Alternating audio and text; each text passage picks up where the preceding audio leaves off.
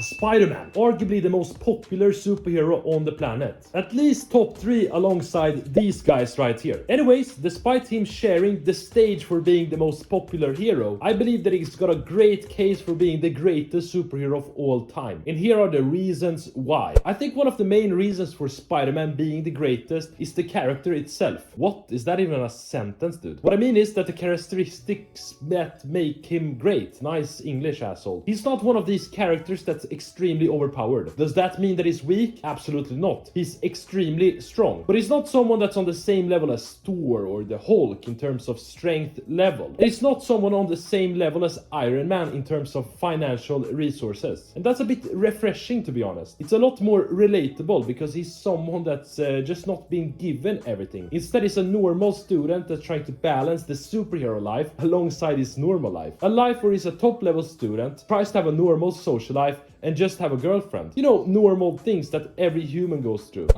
Spider-Man. Dude, what is this? Look at it. Look at its eyes, man. Ugh. Oh my god. Why do people even have spiders, dude? This thing right here would just, eat you if it could. Literally in every comic book issue I've read about Spider-Man, there's always some form of issue. And that's super relatable because all of us are going through things in life. But on top of that, he's a superhero, making everything just harder to balance. But despite things being super difficult, he keeps on being a hero. Which brings me to his origin. His origin, man. I mean, everyone knows his origin at this point. But of course, he gets these spider powers. Then he doesn't stop a robber who ends up killing Uncle Ben, making Peter responsible and therefore him dedicating his life towards being a superhero. And this is a relatively simple comic book origin, I would say. Simple but extremely effective, especially because we get the reasons as to why he's a superhero. Uncle Ben's words of "with great power comes great responsibility." And this is the thing that he always falls back on. When the going gets tough, when the odds are stacked against him, he falls back on this quote and purpose from his Uncle Ben. It's undeniably an epic thing, dude. There's been many instances where he's been on the verge of dying, but he keeps on going. One example is when he's fighting the lizard with a completely destroyed shoulder. He escapes and could simply just hide and recover for a couple of days. But if he does that, then there's a big chance that people might die, and Dr. Connors might die. Another instance is him constantly being chased by Venom and Eddie Brock. He makes a conscious decision to not kill Eddie Brock, despite him being a lunatic that knows his secret identity and therefore knows everything about his loved ones. What happens? Well, he gets completely destroyed and punched in the face, but he can't kill Eddie Brock because he's sort of a victim. I searched for spider jump scare. What? Oh!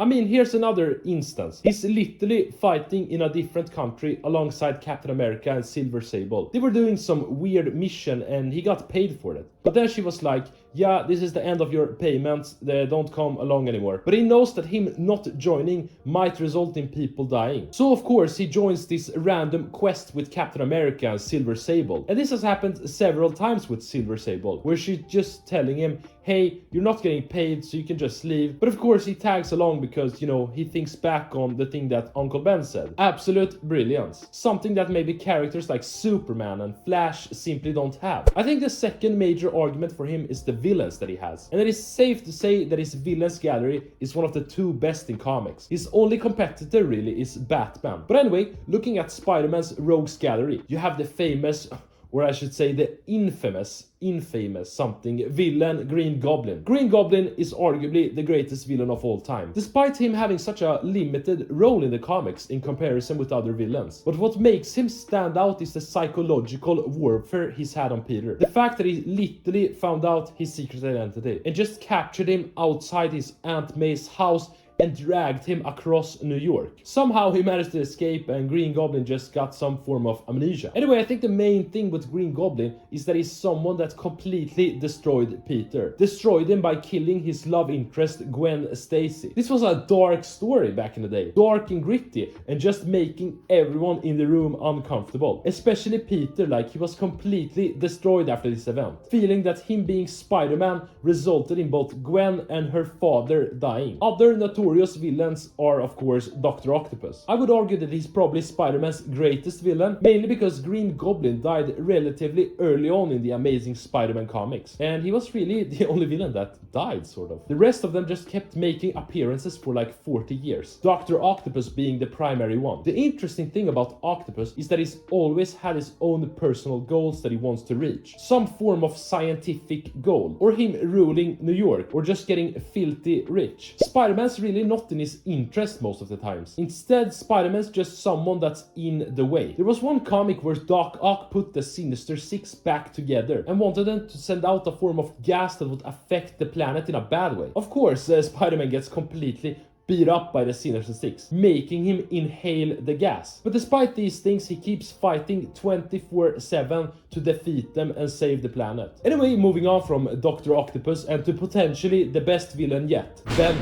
What's so interesting about him? Well, he's a bigger and stronger version of Spider-Man that just wants to completely kill him to get some peace. Sounds straightforward actually. And what makes this villain interesting is that he knows all of Peter's secrets because of the symbiote. So he's always threatening Peter in the sense that he can just, attack his loved ones at any instance. But I think it's important to note that Venom's sort of like an anti-villain. He doesn't enjoy killing people. He's even saved people in many instances. It's an interesting viewpoint because really all he cares about is killing Peter. There's one instance when Venom's kidnapped Peter to a deserted island and sort of hunts him around. Peter fakes his own death and just ends up escaping. What does Venom do? He thinks Peter's dead and just says, you know what? I finally got peace. And of course, there are other villains as well. Scorpion, the Chameleon, Carnage, Hammerhead, Hobgoblin, Mysterio, Rhino, Sandman, Hydro-Man, the Spot, Vulture, Shocker, Electro, and many more. But despite me presenting completely awesome arguments, I have to present some counter-arguments as to why Spider-Man is not the best. And I'm gonna be honest, it is rather difficult to come up with a strong argument. Maybe you could argue that he's not that relatable on one form of level. What was that even English? And that unrelatable thing is that he's got superpowers, making him super strong and just being able to take a lot of damage. Something that a hero like Batman doesn't have the privilege of. You could also argue that without his powers, he's really not much of a hero. In fact, we've seen him be without powers multiple times in the comics. In the 200th issue of The Amazing Spider-Man, we saw him lose his powers temporarily because of Mysterio. And during this time he came across his Uncle Ben's killer and he really had a tough time stopping him. Like seriously, he couldn't stop him. The guy even came for Aunt May and he just barely stopped him. Like if this was Batman, he would have just, smoked the burglar and taken him to jail. Another time is when he willingly gave up his powers so he doesn't have to risk his life anymore. But then he just ends up going back out there fighting. The result, him getting completely destroyed. Also the fact that he's given up so many times, like just giving up his powers or just retired from being Spider-Man. That's not a hero thing to do. Like Batman's never done that. Like dude, Batman literally gets critiqued for not taking a break. Everyone thinks he's weird because he's too committed to the mission. But with Peter, he's given up multiple times, which is maybe a small stain on his character. However, despite this counter argument being sort of okay, I don't necessarily agree with it. I mean, if you're complaining that a superhero has superpowers,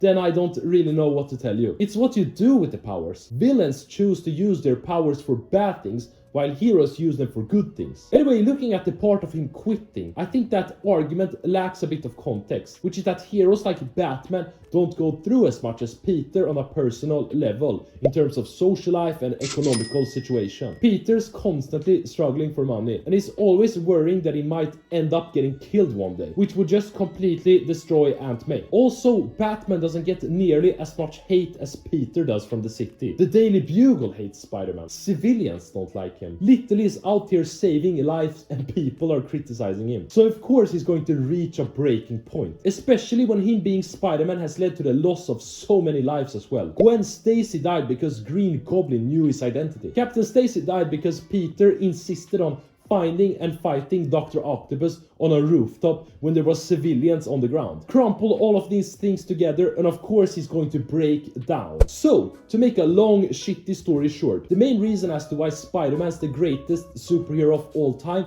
is that he's the most relatable hero. Literally is constantly struggling with money, his social life, his love life, combined with him being a superhero that can't quit. He doesn't allow himself to quit because of what happened to Uncle Ben. Him being selfish led to the death of Uncle Ben. It's something that he can't allow to happen again. Combine this with his awesome rogues gallery, there's no doubt in my mind that he's the best hero ever. So to all the Batman fanboys out there, just stop it! Stop it! Make sure to watch my video on why Batman's the greatest hero of all time.